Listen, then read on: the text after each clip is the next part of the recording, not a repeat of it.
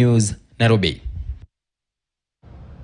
Moving on, UDA Secretary General Cleophas Malala's call for ANC and Ford Kenya parties to fold and join UDA has rattled a section of members within the Kenya Kwanza formation, saying some saying it will create rifts within the coalition.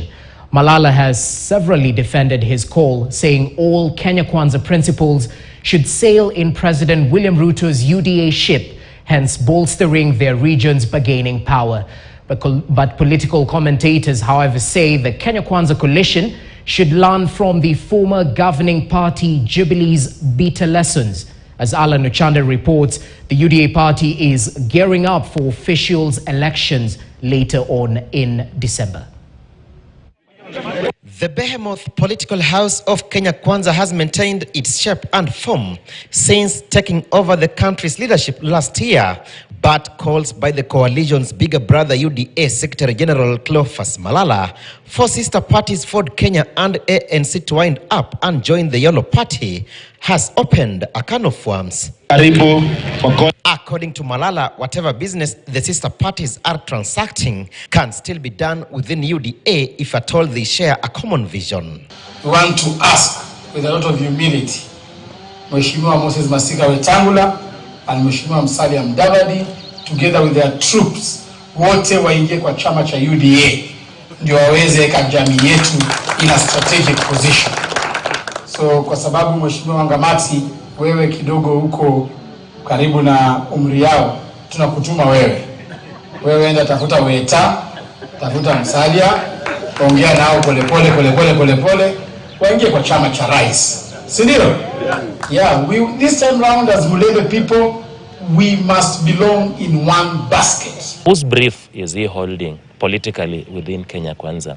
Is it in the interest of William Ruto that these parties fold? And from a very neutral political analysis, I will tell you no.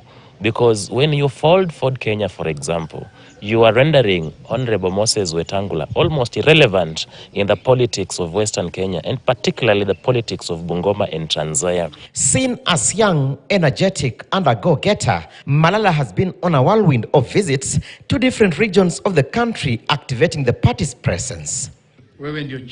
His gospel, however, has been precise that Western Kenya can only bolster its shares in government by sailing in the yellow ship and thus disembark their homegrown parties, ANC and Ford Kenya.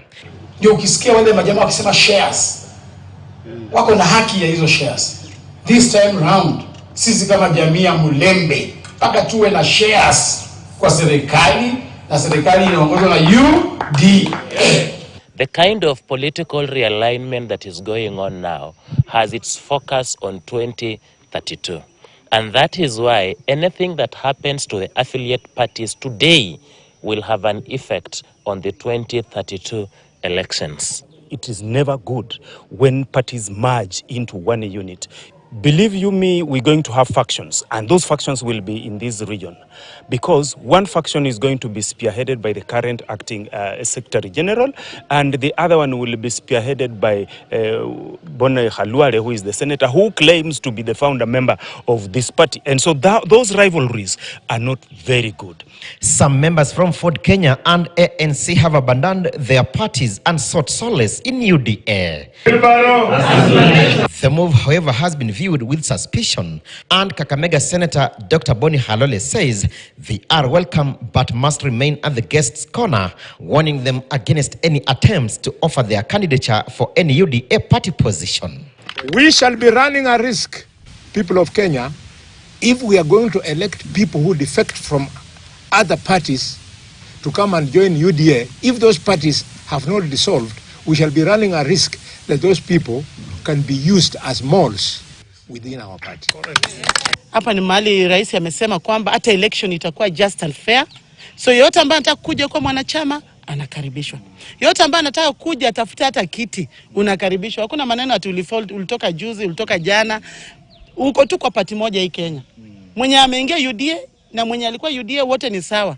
Haina tofauti. The party will be facing its first ever acid test in December when it will conduct its official elections. Alan Ochanda, KTN News. inside Kenya Kwanza's plan to construct its fast data center